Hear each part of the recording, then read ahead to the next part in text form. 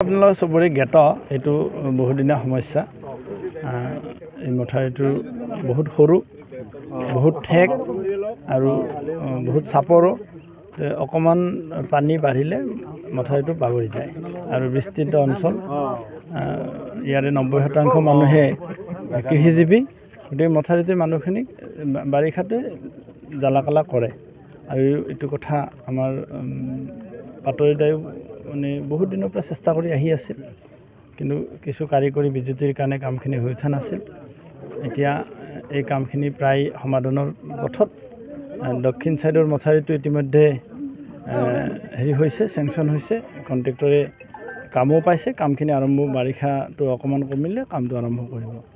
আৰু উত্তৰ পাৰৰ এই প্ৰায় 12.5 কিলোমিটাৰ অংশ বৰক্ষেত্ৰী আৰু নতুন বৰক্ষেত্ৰী আৰু টিহু সমষ্টিৰ এই অঞ্চলটো যোৱা নলবাৰীত হোৱা কেবিনেটত মুখ্যমন্ত্ৰী মহোদয়ৰ নেতৃত্বত এই এণ্টায়াৰ মথাউৰিটো ভালকৈ নিৰ্মাণ কৰাৰ কেবিনেট সিদ্ধান্ত হৈছে।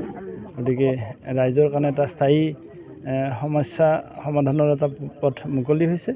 আৰু এতিয়া যিহেতুকে বাৰিষা, এতিয়া এই বাৰিষা কালটো কেনেকৈ মানুহখিনি অকণমানকৈ সকাহ দিব পাৰি তাৰ আমি অকণমান আজি সৰজমিন তদন্ত কৰি মই ইঞ্জিনিয়াৰৰ লগতো কথা পাতি এইখিনি কেনেকৈ অকণমান নিৰাময় কৰিব পাৰি তাৰ এটা পৰ্যবেক্ষণ কৰাৰ কাৰণে ইয়ালৈকে আহিছোঁ। নাই, কৃষকৰ সহায়টো যিটো বানপানীত ক্ষতিগ্ৰস্ত হোৱাৰ পিছত চৰকাৰে কৃষকক সহায় কৰে।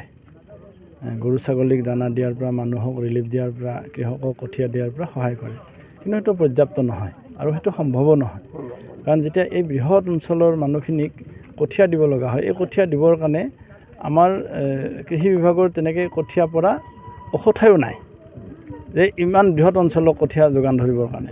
তো এইবিলাক এটা জাষ্ট এটা লেভেললৈকে কৰিব পাৰি, কিন্তু এই প্ৰক্ৰিয়াটো মানে কেতিয়াও সম্পূৰ্ণ নহয়। আৰু এইটোৰ ওপৰত ৰাইজ বৰ বেছি আশাবাদীও নহয়। ৰাইজক লাগে স্থায়ী সমাধান, ৰাইজক লাগে বানপানীৰ পৰা মুক্ত এটা পৰিৱেশ, আৰু সেইটো কৰিব পাৰিলেহে ৰাইজ সকাহ পাব। গতিকে এইবাৰ সেই কামখিনি কৰাৰ কাৰণে চৰকাৰে সিদ্ধান্ত লৈছে। পাটৰিদায়ো ইয়াত যথেষ্টখিনি ভূমিকা লৈছে। গতিকে তেখেতকো মই ধন্যবাদ জনাইছোঁ। আৰু আমাৰ জলসম্পদ বিভাগৰ মন্ত্ৰী ইতিমধ্যে কথাই দিছে, মুখ্যমন্ত্ৰী মহোদয় কেবিনেটত সিদ্ধান্তই লৈছে।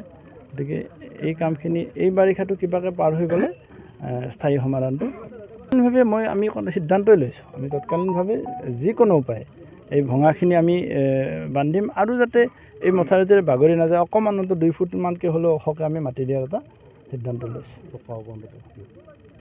যিকোনো খবৰৰ বাবে যোগাযোগ কৰক আমাৰ এই নম্বৰত 7099017330 আৰু 7099017110।